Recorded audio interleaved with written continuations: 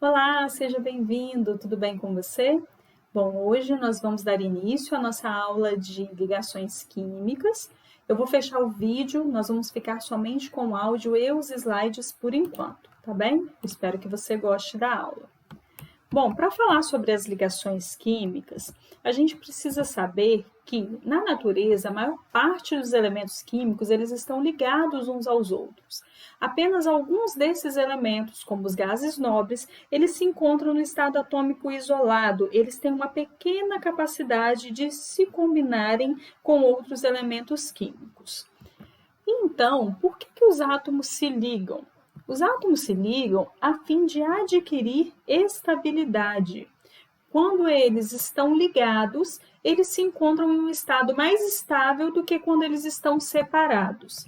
A grande maioria dos átomos ela adquire estabilidade quando apresenta 8 elétrons na camada mais externa, ou seja, na camada de valência.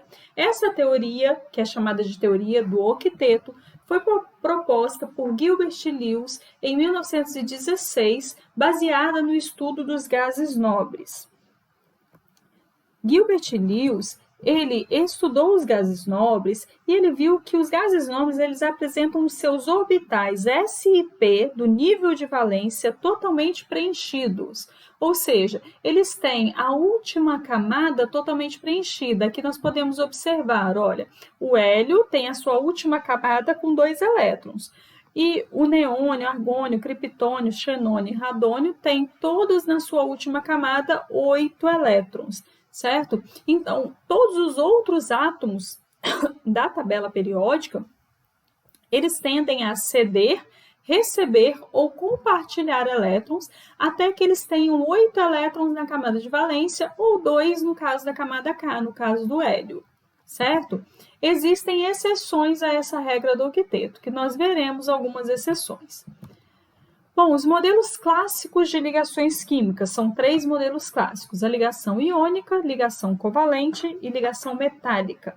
A ligação iônica ela ocorre através da atração entre cargas opostas presentes nos íons, certo? Que é chamada de atração eletrostática, a atração entre os cátions e os ânions. E da ligação iônica vai se formar o sólido iônico. O sólido iônico é um composto estendido tridimensional, onde nós vamos ter o cátion do lado do ânion e nós vamos formar infinitos pares de sólidos iônicos, NaCl, CaF2, AlBr3, certo? Então, essa é a ligação iônica. Nós vamos falar de cada uma separadamente, ok? Nós temos a ligação covalente, que vai ocorrer através do compartilhamento de elétrons pela sobreposição de orbitais, vai dar origem aos compostos covalentes, que são formados apenas por ligações covalentes, como é o caso do carbono grafite, o carbono diamante, o dióxido de silício, certo? Normalmente, os óxidos, os polímeros, eles são essencialmente formados por ligações covalentes. São compostos estendidos e tridimensionais, ok? Também a ligação covalente vai dar origem aos compostos moleculares, que são formados por ligações covalentes, têm uma estrutura bem definida, mas não são tridimensionais. No estado sólido, as moléculas vão interagir umas com as outras por ligação intermolecular. Então, isso quer dizer que dentro da estrutura, nós temos a ligação covalente. E entre as estruturas, nós vamos ter a interação intermolecular. Depois nós vamos falar mais sobre a ligação covalente. A ligação metálica é um agregado de cátions unidos através de elétrons livres. Vai ser chamado de a teoria do mar de elétrons. Também nós vamos estudar melhor, ok? Como exemplo, o ouro, o ferro, o alumínio, e nós vamos ver melhor um pouquinho mais à frente. Vamos começar, então, falando sobre a ligação iônica. A ligação iônica, ela vai ocorrer entre íons, vai ser resultado devido à transferência de elétrons, ela vai resultar na transferência de elétrons da camada de valência de um átomo para a camada de valência de outro átomo, certo? Então, vai ocorrer a transferência da camada de valência de um átomo para a camada de valência de outro átomo. Os compostos iônicos, eles geralmente são formados pela combinação de metais que perdem elétrons, são chamados de cátions, aqueles que perdem, aquele que perde vai ser chamado de cátion, aquele que ganha elétron vai ser chamado de ânion. Então, normalmente, o composto iônico é formado por metais e ametais ou metais e semimetais, ok?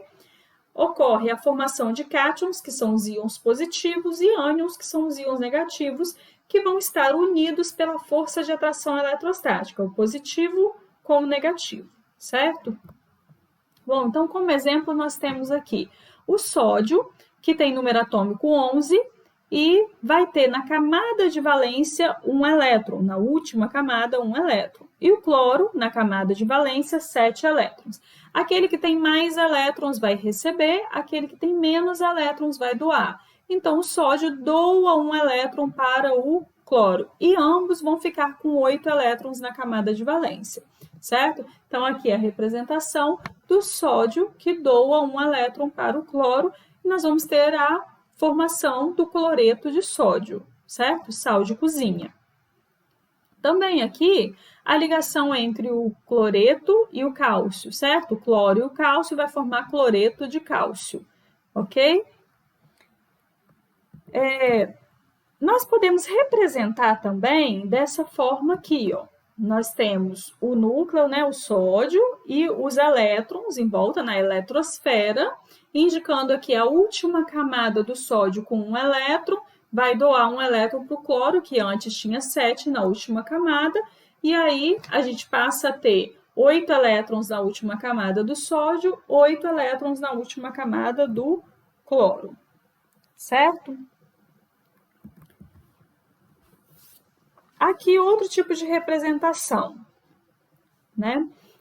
O alumínio, que tem 3 elétrons na última camada, vai se ligar ao oxigênio. Então, o alumínio tem 3 elétrons, ele vai doar 2 elétrons para o oxigênio, fica com 1 elétron, nós vamos ter outro alumínio com mais 3 elétrons, vamos pegar 1 elétron do alumínio anterior e doar para o oxigênio, outro elétron doa para o outro oxigênio, e os 2 últimos para o último oxigênio. Essa fórmula é chamada fórmula de Lewis, ou fórmula eletrônica. É uma representação pictográfica que indica quantos elétrons um átomo tem na sua camada de valência. Então, aquele que doou, cada alumínio doou 3 elétrons. Aquele que doa fica positivo. Cada oxigênio recebeu 2 elétrons. Aquele que recebe fica negativo. E aí, nós vamos ter o seguinte, que o valor numérico da carga do cátion, que no caso é 3, vai ser o índice de atomicidade do ânion, certo? Então, o 3 desceu para o O.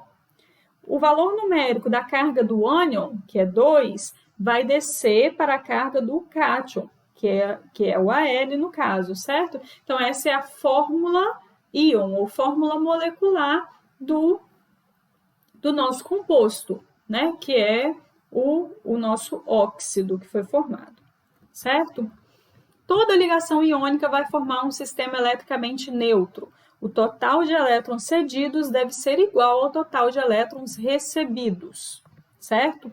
Então, um exemplo, o Na+, e o Cl-. O Na doou um elétron, o Cl recebeu um elétron, e aí a gente formou NaCl.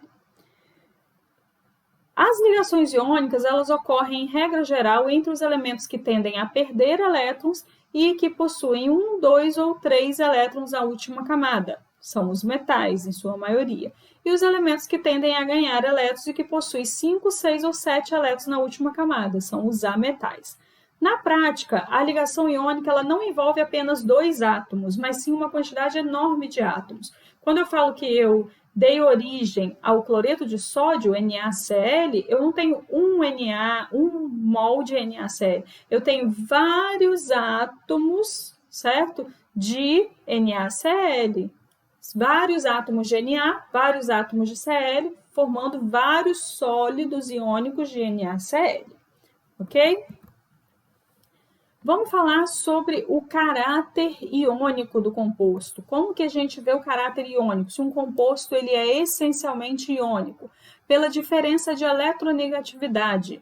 Quanto maior a diferença de eletronegatividade dos átomos, maior é o caráter iônico do composto.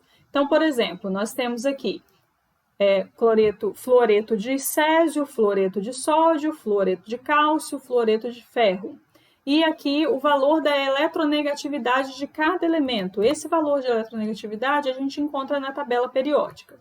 Então, se a gente for fazer aqui a diferença de eletronegatividade entre o césio e o flúor tem eletronegatividade 4 e o césio 0,7. 4 menos 0,7, 3,3. Então, fluoreto de césio é um composto essencialmente iônico.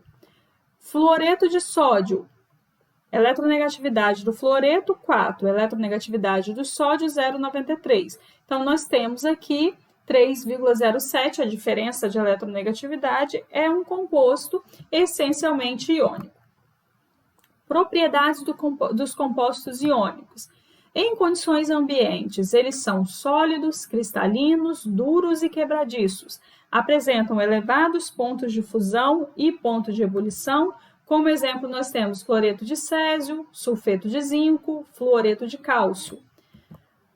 Condução da eletricidade. Eles são sólidos, eles são isolantes elétricos, eles não conduzem a eletricidade porque os íons estão presos ao retículo cristalino. Quando eles estão fundidos, eles são bons condutores da eletricidade, tanto no estado líquido quanto em solução aquosa. Por quê? Porque os íons estão livres para se movimentarem, certo? Então, em solução aquosa, a água vai separar os íons do retículo cristalino. Quando eles estão fundidos, quando eles estão líquidos, os íons vão estar livres. Aqui nós temos um exemplo, ó, água destilada pura, não conduz a eletricidade. O sal, cloreto de sódio, sal de cozinha, não conduz a eletricidade quando sólido. Quando a gente mistura o sal na água, e aí a gente tem uma solução de cloreto de sódio, a gente vai ver que a condução da eletricidade ocorre, acende a nossa lâmpada aqui para mostrar que há condução da eletricidade, certo? Bom, então, por hoje era isso, tá? Na próxima aula, nós vamos dar continuidade ao conteúdo de ligações químicas, nós vamos falar sobre ligação covalente, certo? Eu espero que vocês tenham gostado. Um abraço, fiquem com Deus e até a próxima aula.